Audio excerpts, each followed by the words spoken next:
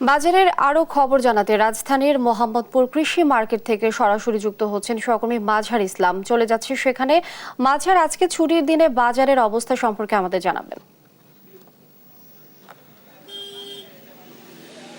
জি, আপনাকে ধন্যবাদ। আপনি যেমনটা বলছিলেন যে আমাদের কাঁচা বাজার, আমি এই মুহূর্তে আছি রাজধানীর কৃষি মার্কেটে, যেখানে জানেন যে মোহাম্মদপুরের এই বাজারটিতে অনেক বড় একটি বাজার। আশপাশের বাজারগুলোর মধ্যে আসলে বাজার নিয়ে কোনো স্বস্তির খবর নেই, কারণ প্রতিনিয়ত যে জায়গাটিতে মানুষ এসে সবচেয়ে বেশি অস্বস্তির মুখে পড়ে এবং যেখানে এসে সবচেয়ে বেশি হতাশা মানুষ ব্যক্ত করে, সেটির নাম হয়ে দাঁড়িয়েছে বাজার। আসলে বাজার এটা জ্বলন্ত অগ্নিগুড়ির মতো, যেখানে প্রতিনিয়ত লেইহান শিখা বেড়েই চলছে। আমি যদি আপনাকে সর্বশেষ বাংলাদেশের বিভিন্ন জেলা থেকে আসা কাঁচা বাজারের কথা বলি, সেগুলো কিন্তু প্রতিনিয়ত সেখানে কোনো সুখবর নেই। আপনি জানেন যে কাঁচামরিচের দাম ইতিমধ্যে ডাবল সেঞ্চুরির গড় ছুঁয়েছে এবং বাজারে যে ধরনের কাঁচা বাজার রয়েছে, অর্থাৎ বিশেষ করে সবজি, সেই সবগুলো সবজির দামই কিন্তু বেশি। শুধু ডাবল সেঞ্চুরিও না, আপনার ম্যাক্সিমাম সবজির দামই কিন্তু সেঞ্চুরির দর করে। আপনি জানেন যে বেগুনের দাম ইতিমধ্যেই 80 থেকে 100 টাকায় বিক্রি হচ্ছে এবং একই সাথে সব ধরনের, আমি যদি আপনাকে বলি হচ্ছে কোনো সবজির দামই কিন্তু 50 থেকে 60 টাকার নিচে নেই, অর্থাৎ ম্যাক্সিমাম সবজির দামই 50 থেকে 60 টাকার উপরে। এবং এই যে দাম বৃদ্ধি হচ্ছে, এই দাম বৃদ্ধির কী কারণ? আসলে ব্যবসায়ীরা বিভিন্ন কারণে দাম বৃদ্ধির তারা যুক্তি দেখাচ্ছেন। তারা বলছেন যে ঘূর্ণিঝড় রিমালের প্রভাবে সরবরাহ ঘাটতি দেখা দিয়েছে, যার ফলশ্রুতিতে সরবরাহ কমেছে এবং সরবরাহ কমার ফলেই কিন্তু বেড়েছে সব ধরনের সবজির দাম।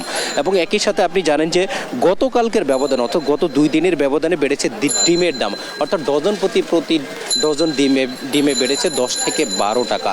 এবং এই যে ভরা মৌসুম, যখন আলু এবং পেঁয়াজের ভরা মৌসুম, আপনি জানেন যে আলু উৎপাদনে বাংলাদেশে 1 থেকে 10 যে দেশগুলো আছে, অর্থাৎ 7ম এবং 8ম, সেই বাংলাদেশে স্বয়ংসম্পূর্ণ খাদ্য উৎপাদনে কিন্তু সবচেয়ে বেশি খাদ্যদ্রব্যের দাম বেশি।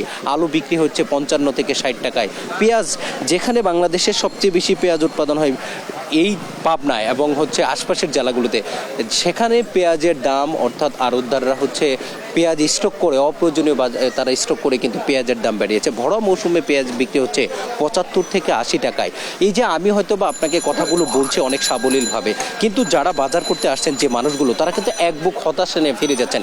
এবং আমরা এখানে এসে দেখলাম যে ক্ষেত্রে সময় বিশেষ অনেকের সাথে ঝগড়া হচ্ছে এবং ক্রেতা বিক্রেতাদের মধ্যে কথা কাটাকাটি হচ্ছে এবং সব মিলিয়ে মানুষের যে নাবিশ্বাস, এই যে বাজার পরিস্থিতি মানুষকে মানে এতটাই হতাশামূলক করে চলেছে যা বলার মতো না। এবং প্রতিটা মানুষ বাজারে এসে হতাশ হচ্ছেন এবং তারা বলছেন বাজার তদারকি না থাকার কারণে কিন্তু ব্যবসায়ীরা নানা অজুহাতে তারা হচ্ছে পণ্য এবং সবজির দাম বাড়াচ্ছেন। তবে এই যে একটা বাজে অবস্থা, এই বাজে অবস্থা থেকে তারা মুক্তি চান এবং এই অবস্থা যদি চলতে থাকে তাহলে তাদের যে আয়, সেই আয় অনুযায়ী আয় বুঝে ব্যয় করার যে জিনিস ছিল, এটা খুবই তাদের জন্য মানে খুবই হতাশাজনক হয়ে দাঁড়িয়েছে। এই জন্য তারা চাচ্ছেন যে সরকার বাজার মনিটরিংয়ের মাধ্যমে অর্থাৎ মানুষের হাতার নাগালে নিয়ে আসবেন নিত্য পণ্যের দাম, এটি তাদের প্রত্যাশা। এই ছিল রাজধানীর মোহাম্মদপুর কৃষি মার্কেট থেকে আমার কাছে সর্বশেষ তথ্য। মাঝহার, ধন্যবাদ আপনাকে।